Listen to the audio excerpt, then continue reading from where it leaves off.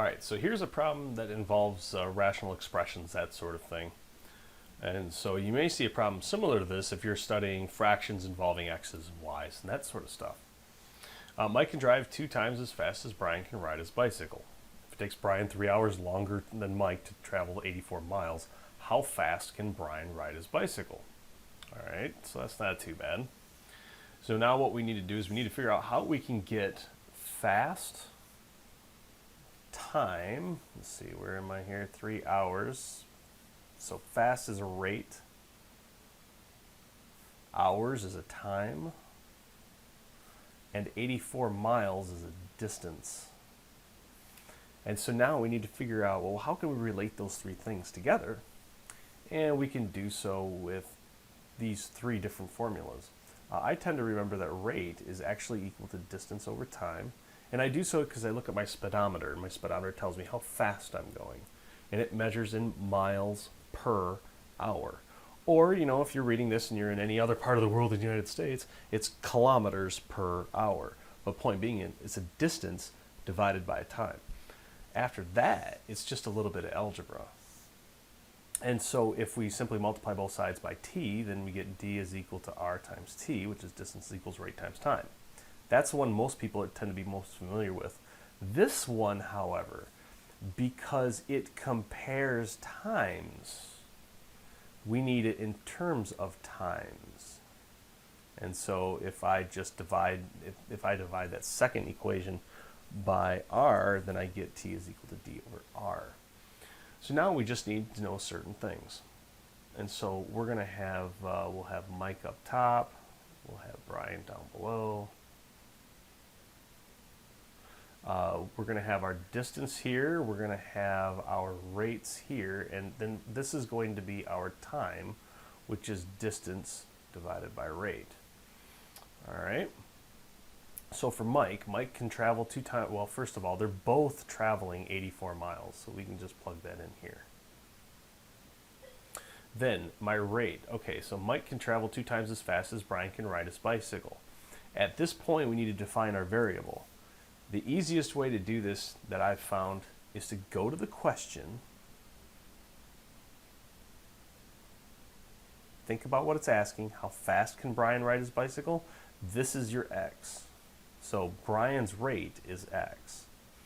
Mike can drive 2 times faster, so that's 2x.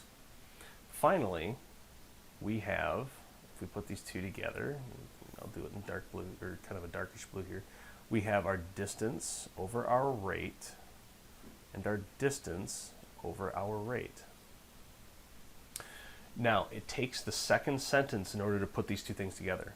If it takes Brian 3 hours longer than Mike, remember these are hours. If it takes Brian 3 hours longer than Mike to travel 84 miles, well, now ask yourself a question.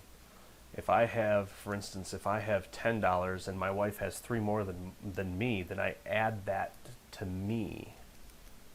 All right, so I always add it to the one that's the shorter of the 2. In that case, then I add it to Mike. So Brian's time is 84 over x is equal to 3 more than Mike's. And that's one way to set it up.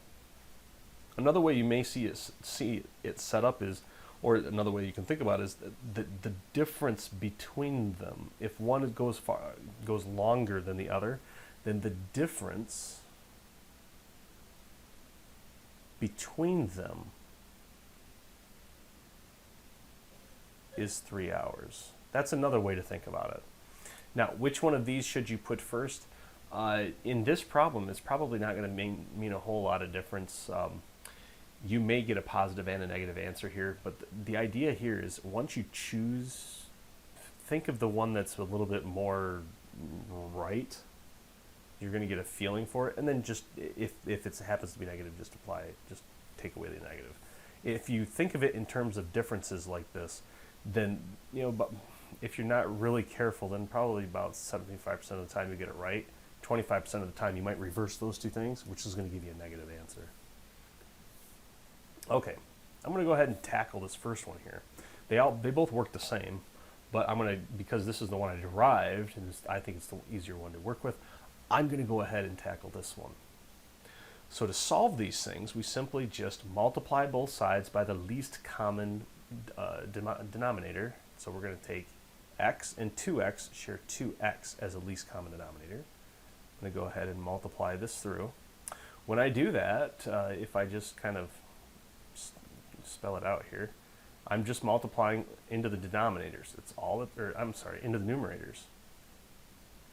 So 2x times 84 over 2x plus 3 times 2x. And then if I simplify this down a little bit, then I get my x's cancel here. I'm left with 168. My 2x cancels with 2x, and I'm left with 84. And then my 3 times 2x is just plus 6x. And then if I solve this, then I subtract 84 from both sides. It gives me 84 is equal to 6x, the other x. And then I divide by 6, and that's going to give me 1014, it looks like. And so I have 14 is equal to x. Because we only came up with one answer here, if you were to solve the other one and you happen to reverse those, you'd have gotten a negative 14, which wouldn't have made a whole lot of sense. And so it should shove you back into the problem naturally and say, well, what did I do wrong? But now, 14 miles an hour is who? Well, if we look back up here to what we called x, it's how fast can Brian ride his bicycle, 14 miles an hour.